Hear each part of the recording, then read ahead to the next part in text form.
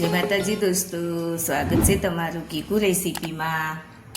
તો આજે આપણે બે જ વસ્તુમાંથી એકદમ સરસ એવી જોતાં જ ખાવાનું મન થઈ જાય એવી મેંગો આઈસ્ક્રીમ બનાવીશું।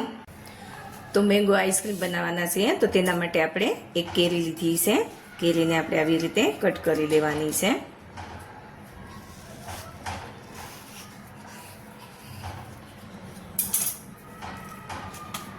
કેરીને કટ કરી લઈશું।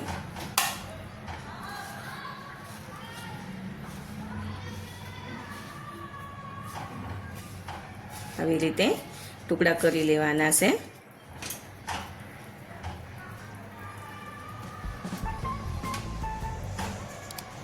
ટુકડાને આપણે આવી રીતે પ્લેટમાં લઈ લઈશું।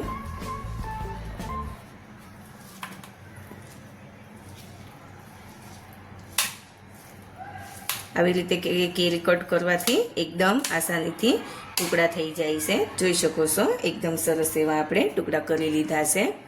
તો હવે આપણે મિક્સર જાર લઈશું અને મિક્સર જારમાં આ કેરીના ટુકડાને લઈ લઈશું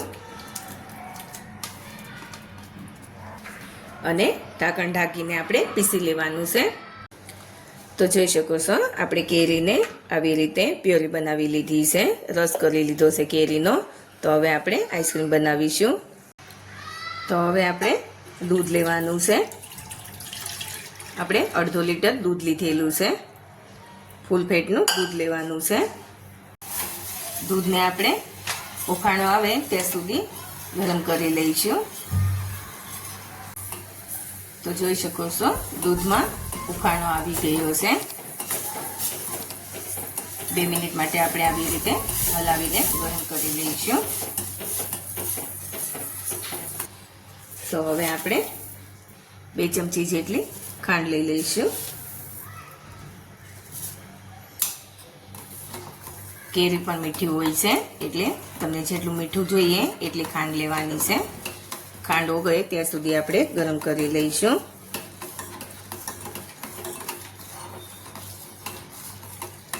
મેંગો આઈસ્ક્રીમ એકદમ સરસ એવી બનીને તૈયાર થાય છે અને બહાર કરતાં આપણે આવી રીતે ઘરે આઈસ્ક્રીમ બનાવીને ખાઈએ તો ખાવામાં પણ એકદમ સરસ લાગે છે અને ઓછા ખર્ચામાં બનીને તૈયાર થઈ જાય છે અને આપણે એકદમ ચોખ્ખાઈથી ઘરે બનાવી શકીએ છીએ।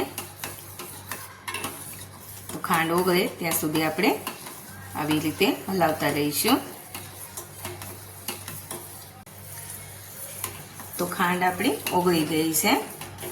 ગેસની ફ્લેમ એકદમ સ્લો રાખવાની છે અને હવે આપણે આ મિલ્ક પાવડર લીધેલો છે અને મિલ્ક પાવડર લઈ અને આવી રીતે બરાબર મિક્સ કરી લઈશું। દૂધ થોડું ઘટ્ટ થાય ત્યાં સુધી આપણે થવા દેવાનું છે। તો જોઈ શકો છો આપણે 5 મિનિટ માટે આવી રીતે સતત હલાવી લીધું છે। તો જેટલું દૂધ હતું એના કરતાં ઓછું થઈ ગયું છે અને તો જોઈ શકો છો આપણું દૂધ સરસ એવું ઘટ્ટ થઈ ગયું છે। હજી દૂધ ઠંડુ થશે એટલે થોડું વધારે ઘટ્ટ થઈ જશે। તો હવે આપણે ગેસની ફ્લેમ બંધ કરી દઈશું અને આ દૂધને ઠંડુ કરી લેવાનું છે। તો હવે જે આપણું દૂધ હતું તે એકદમ ઠંડુ થઈ ગયું છે। આપણે ફ્રીજમાં નથી મૂક્યું, એમ જ રૂમ ટેમ્પરેચર ઉપર ઠંડુ કરી લીધું છે અને જે આ કેરીનો આપણે રસ બનાવ્યો છે તેમાં આપણે આ દૂધ લઈ લઈશું। તો હવે આપણે ફરી પાછું આને પીસી લઈશું। તો જોઈ શકો છો આપણે બધી વસ્તુને બરાબર પીસી લીધી છે। એકદમ સરસ એવી સ્મૂથ પેસ્ટ બનીને તૈયાર થઈ છે। જોઈ શકો છો એકદમ સરસ એવી પેસ્ટ બની ગઈ છે। તો હવે આપણે આઈસ્ક્રીમનું મોલ્ડ લીધેલું છે તો આપણે આવી રીતે ખોલી લઈશું અને જે આપણે આ મિશ્રણ બનાવ્યું છે તેને આપણે આવી રીતે મોલ્ડમાં ભરી દઈશું।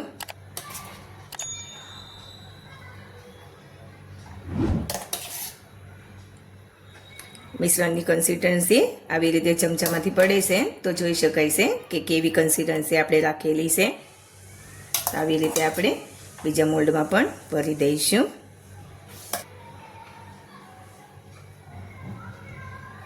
આખું મોલ્ડ આપણે ભરી દેવાનું છે।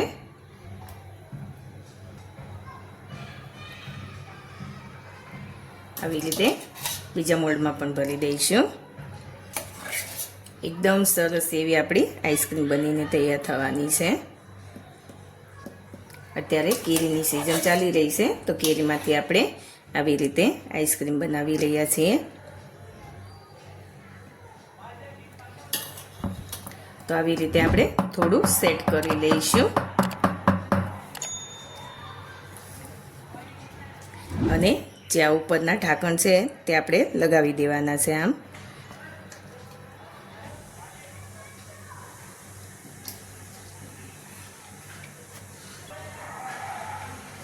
તો આપણે આઈસ્ક્રીમને મોલ્ડમાં ભરી લીધી છે. હવે આપણે આ મોલ્ડને ફ્રીઝરમાં મૂકી દઈશું અને આપણે 7 થી 8 કલાક માટે ફ્રીઝરમાં જામવા માટે મૂકી દઈશું. અને હજી આપણું આ મિશ્રણ વધ્યું છે, તો આપણે તેને આવી રીતે ગ્લાસ લીધેલો છે અને ગ્લાસમાં લઈ લઈશું. ગ્લાસમાં આપણે આઈસ્ક્રીમ જમાવી લઈશું.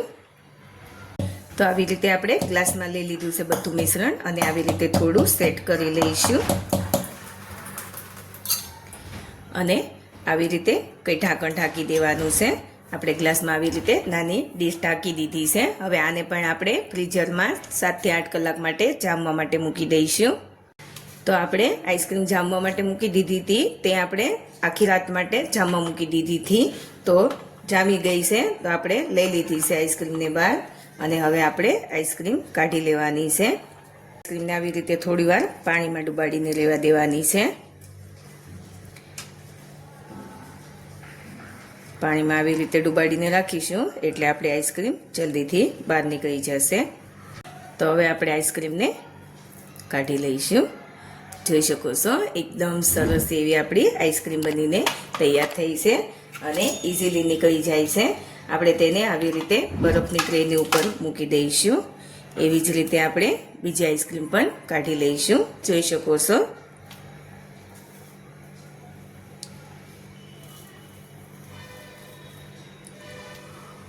એકદમ સરસ એવી આપણી આઈસ્ક્રીમ બનીને તૈયાર થઈ છે.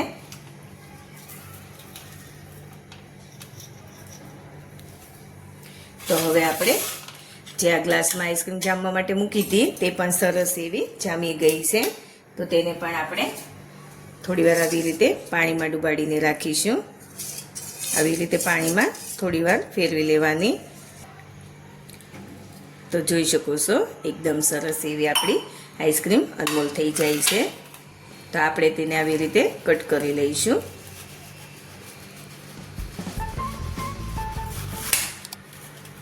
આ આઈસ્ક્રીમમાં પણ સ્ટીક લગાડવી હોય તો લગાડી શકાય છે, પણ આપણે આવી રીતે કટ કરી લઈશું. તો જોઈ શકો છો કેટલી સરસ આપણી આઈસ્ક્રીમ બનીને તૈયાર થઈ છે. તો તૈયાર છે આપણી મેંગો આઈસ્ક્રીમ. આપણે ઉપરથી આવી રીતે બદામની કતરણ મૂકી દીધી છે. તો તૈયાર છે આપણી મેંગો આઈસ્ક્રીમ. તમે જોઈ શકો છો આપણે આ મેંગો આઈસ્ક્રીમ 2 થી 3 વસ્તુમાંથી જ બનાવીને તૈયાર કરી છે. તો પણ એકદમ સરસ એવી મેંગો આઈસ્ક્રીમ બનીને તૈયાર થઈ છે.